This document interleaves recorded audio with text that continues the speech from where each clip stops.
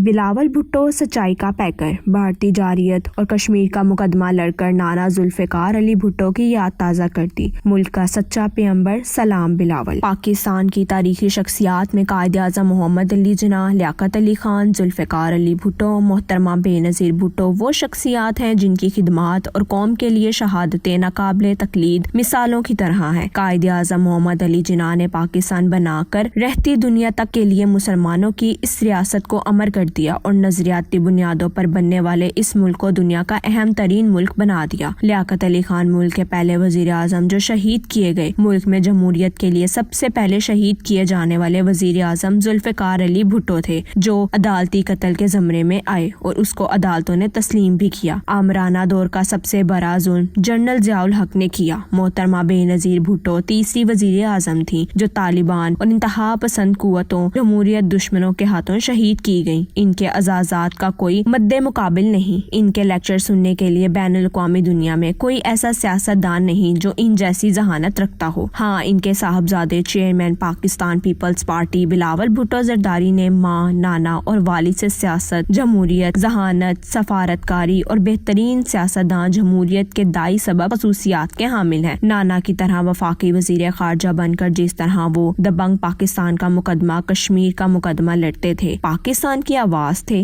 اسی طرح بہترین وزیر خارجہ بن کر بھارت کا مکروہ چہرہ پاکستان میں مداخلت، دہشت گردیوں، کشمیر میں بھارتی مظالم، 5 اگست 2019 کے شفاقانہ اقدامات اور انسانی حقوق کی خلاف ورزیوں، مسلمانوں پر بھارت میں مظالم، خبلوشن یادیوں جیسے فیکٹر، پاکستان میں کھلی بھارتی دہشت گردیوں اور اقوام متحدہ کی قراردادوں پر عمل نہ ہونے اور پاکستان میں تمام بھارتی شورشوں کے معاملات اٹھا کر مودی کی گجرات اور وزیر اعظم بننے کے بعد مسلمانوں اور اقلیتوں پر مظالم۔ ان ممالک میں مودی کی انٹری جہاں وہ دہشت گرد ہونے کی بنیاد پر داخل نہیں ہو سکتا تھا، وزیر اعظم بننے کے بعد انٹری ہندوتوا، ہندو انتہا پسندوں کے طالبان سے بھی زیادہ دہشت گردی، مسلمانوں کی زندگی اجیرن کرنے اور اصل حالات سے دنیا کو آگاہ کرنے کی پوری امت مسلمہ، پوری پاکستانی قوم کے دل جیت لیے۔ وزیر خارجہ کی حیثیت سے انہوں نے مسلمانوں کو دہشت گرد کہنے کی تھیوری کو یکسر بدل کر ہندوتوا اور دیگر معاملات سے بھی دنیا کو آگاہ کیا۔ بلاول بھٹو نے دنیا کے سامنے بھارتی وزیر اعظم کو مکمل بے نقاب کر دیا۔ مودی اور ان کے حواری بھارت میں بلاول بھٹو کے خلاف مظاہرے کرا رہے ہیں، منطق وضاحتیں پیش کر رہے ہیں، لیکن مودی اور اس کے حواری سچائی چھپا نہیں پا رہے۔ بلاول بھٹو کو سیاسی نابل کہنے والے اب ان کی صلاحیتوں کے معترف ہو رہے ہیں۔ عمران خان نیازی نے ملک کا جو امیج سپوائل کیا تھا، امریکن سمیت مختلف ممالک سے تعلقات کشیدہ کر دیے تھے۔ بلاول بھٹو نے بہترین وزیر خارجہ بن کر نہ صرف ملک کا امیج بہتر کیا بلکہ تمام ممالک سے تعلقات بہتر کرا کے ملک کو